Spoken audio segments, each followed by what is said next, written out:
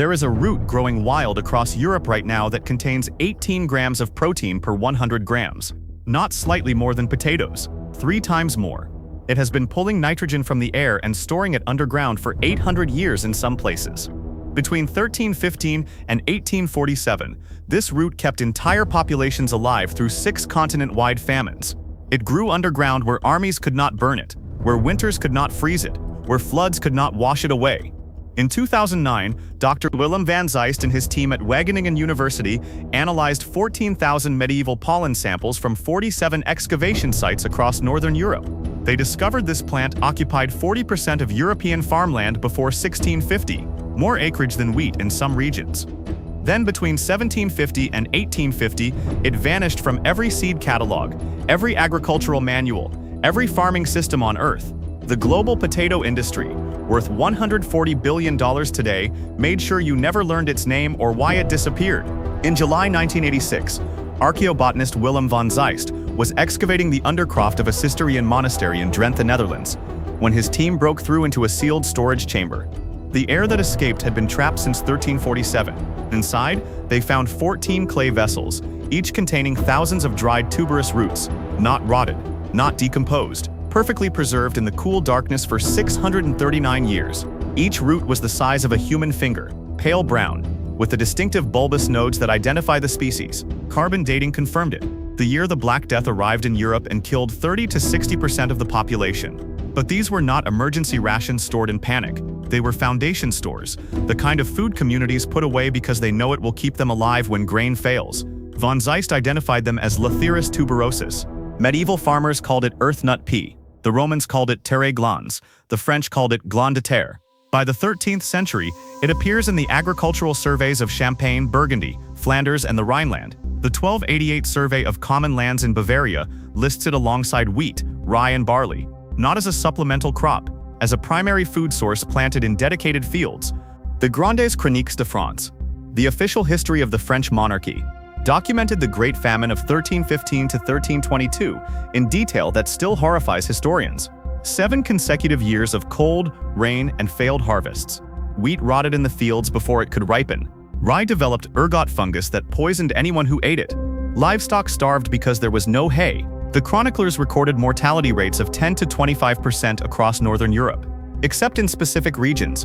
In areas where earthnut pea grew wild or was cultivated, the death rate was half the regional average. The monk Jean de Venette wrote in 1316 that peasants in Picardy survived by digging the earth for roots that their grandfathers had planted and that still spread on their own. The root kept growing when everything else failed. It needed no replanting, no maintenance, no inputs. It survived under snow for 5 months. It survived under standing water. It survived conditions that would kill wheat, rye, and barley 3 times over. Here is what earthnut pea does that no annual crop can match. Each plant produces 20 to 40 tubers underground, connected by rhizomes that spread horizontally through the soil. The tubers contain 18% protein by dry weight. Fresh potatoes contain 2%. Dried beans contain 21%. But beans are annual crops that require replanting every year. Earthnut pea produces protein-dense tubers continuously for 20 to 30 years from a single planting.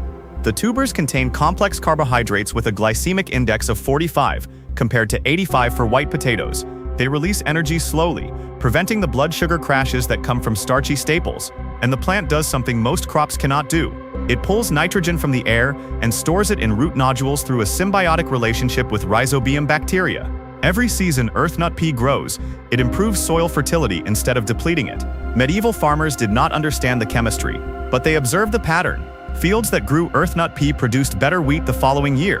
In 1998, Dr. Jaap Bijntema at the University of Groningen spent 4 years analyzing medieval agricultural systems in the northern Netherlands. He cross-referenced tax records, monastery accounts, and grain tithe documents to reconstruct what people actually ate between 1200 and 1600. His findings, published in 2003, seemed impossible. Earthnut pea was not a survival food, it was a primary crop. Carbon isotope analysis of skeletal remains showed that earthnut pea protein made up 15 to 25% of the medieval diet in some regions, the same percentage as wheat. Pollen counts from excavated fields showed earthnut pea occupied 30 to 40% of cultivated land in the 14th and 15th centuries. This was not a famine food people turned to in desperation. This was infrastructure, a crop you planted once and managed for your entire life. But it gets stranger. Medieval farmers were not just growing earthnut pea, they were engineering it. Analysis of cultivation patterns showed they practiced selective harvesting. They never took all the tubers. They left 30 to 40% in the ground to regenerate and spread. They rotated it with cereals in 3-year cycles, planting wheat in year 1, leaving the field fallow in year 2 to let earthnut pea colonize, then harvesting tubers in year 3 while the nitrogen-rich soil recovered. They understood something modern agriculture has forgotten. Perennial crops are not planted. They are established. You create the conditions once, then harvest for decades. Then between 1650 and 1750, earthnut pea began disappearing from European agriculture.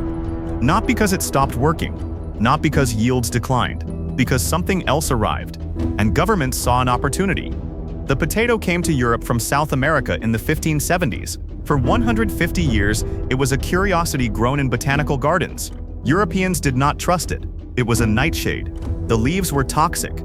It looked nothing like the familiar staples they had eaten for centuries. Then in the early 1700s, European governments launched coordinated campaigns to force potato adoption. Frederick the Great of Prussia issued the Kartoffelbefehl in 1756, the potato order, threatening peasants with having their noses and ears cut off if they refused to plant potatoes. Antoine-Augustin Parmentier convinced the French government to promote potatoes by posting armed guards around potato fields during the day, then removing them at night. Peasants assumed anything guarded must be valuable and stole the plants, exactly as Parmentier planned.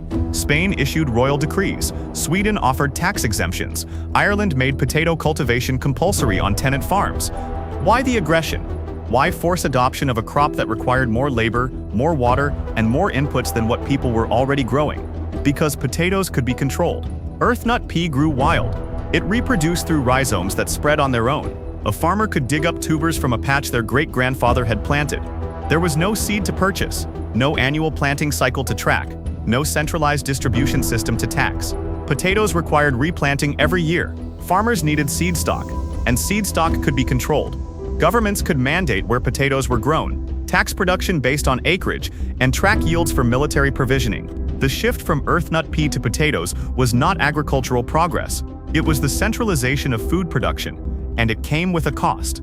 The Irish potato famine of 1845 to 1852 killed over 1 million people and forced another 2 million to emigrate. A single pathogen, Phytophthora infestans, the water mold that causes late blight, destroyed the monoculture crop that Ireland had been forced to depend on for a century. Earthnut pea is a legume in the Fabaceae family. It is resistant to potato blight, to most fungal diseases, to the monoculture vulnerabilities that made the potato famine possible. In 1847, at the height of the famine, botanist William Henry Harvey documented wild earthnut pea still growing in abandoned medieval field systems in County Clare. The plants were still producing tubers, still spreading, still proving that perennial food systems do not collapse the way annual monocultures do when a single pathogen appears. Modern agriculture uses 70% of global freshwater to grow annual crops that must be replanted every year. At current rates, major aquifers in California, India, and the Middle East will be depleted within 50 years. Earthnut pea survives on rainfall alone, producing tubers in regions that receive as little as 400 millimeters of annual precipitation. Modern farming depletes topsoil at a rate of 24 billion tons per year. The United Nations estimates we have 60 harvests left before global topsoil is too degraded to support industrial agriculture. Earthnut pea builds soil fertility through nitrogen fixation at a rate of 40 to 80 kilograms of nitrogen per hectare per year. The system we have now is designed for dependence. Annual crops require annual seed purchases. Hybrid potatoes cannot be saved. The entire structure of industrial agriculture assumes you will buy inputs every single season. Earthnut pea breaks that model completely. It costs nothing after the first planting. It improves your soil instead of destroying it. And it produces food whether you tend it or not. You can grow earthnut pea in your garden this season. The tubers are still available from specialty seed suppliers and foraging communities across Europe. Plant them in early spring, mid-March to mid-April, depending on your last frost date. Dig trenches 10 centimeters deep. Space tubers 30 centimeters apart in rows 60 centimeters apart. They need full sun, at least 6 hours per day, and decent drainage. They tolerate poor soil better than most crops because they create their own fertility. The plants emerge in late April, looking like small pea vines. By June, they produce pink-purple flowers that smell faintly sweet. After 6 months, in September or October, you can begin harvesting tubers from the edges of the patch. Dig carefully with a garden fork, feeling for the bulbous roots 5 to 15 centimeters below the surface. Leave the center of the patch untouched. Those tubers will spread and form next year's crop. After 1 season, your 1 square meter patch will double in size. After 3 seasons, that same patch will produce 2 to 3 kilograms of tubers every year without replanting, without fertilizing, without any input except occasional weeding in the first 2 years. After 5 years, the patch will be self-maintaining. Your great-grandchildren could harvest from it. Medieval Europe did not have tractors or synthetic fertilizers or global supply chains. They had observation and necessity. They understood that wealthy civilizations do not depend on annual crops that fail in bad years. They build food systems that survive when everything else collapses. Earthnut pea was not a famine food. It was famine insurance. It was civilization-scale infrastructure that modern agriculture replaced with a system designed to fail unless you keep buying inputs every single season. The richest food system in medieval Europe was built on a root that planted itself once, fed millions for 600 years, and survived 6 continent-wide famines.